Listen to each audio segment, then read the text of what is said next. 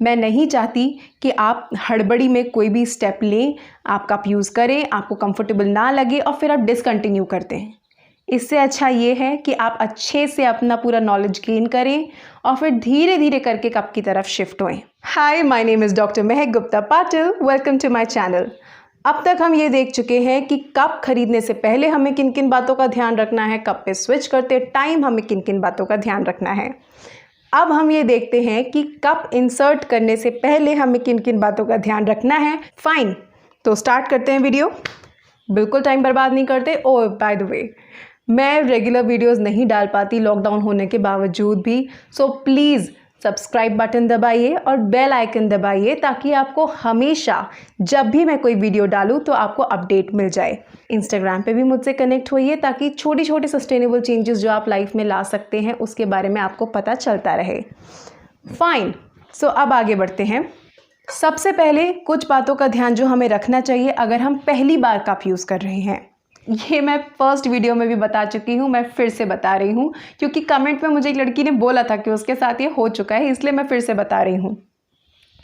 कभी भी जब तक आप एकदम प्रो ना हो जाएं तब तक कमोड के ऊपर ये प्रोसेस ना करें कप इंसर्ट करने का या निकालने का, क्योंकि पूरे चांसेस हैं कि कप आपके हाथ से स्लिप होके कमोड में गिर सकता है।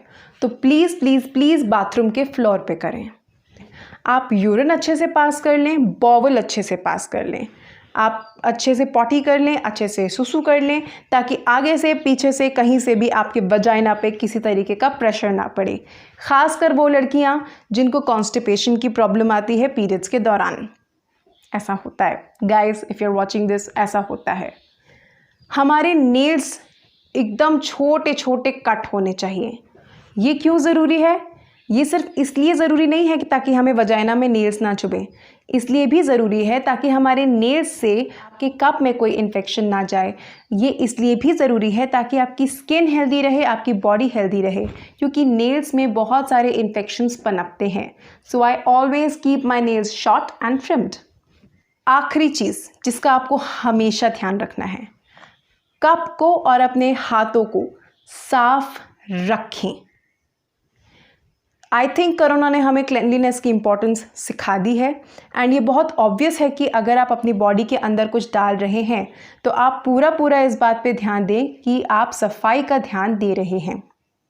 माना कि ये मेडिकल ग्रेड सिलिकॉन है, बैक्टीरिया रेजिस्टेंट है, इन्फेक्शन रेजिस्टेंट है, लेकिन तब भी सफाई रखना हमारी जिम्मेदारी है ताकि हम अपनी बॉडी को किसी भी इन्फेक्शन से बचा सकें। ओके, अब आगे बढ़ते हैं।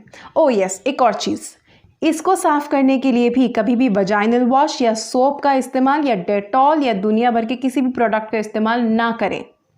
खाली पानी काफ़ी है इसके लिए, साफ पानी काफ़ी है इसके लिए। फाइन, क्योंकि ये सिलिकॉन है, किसी भी चीज़ का, किसी भी तरीके का ऑयल अगर इसके कांटेक्ट में आता है तो वो इसके मटेरियल को डैमेज कर सकता है।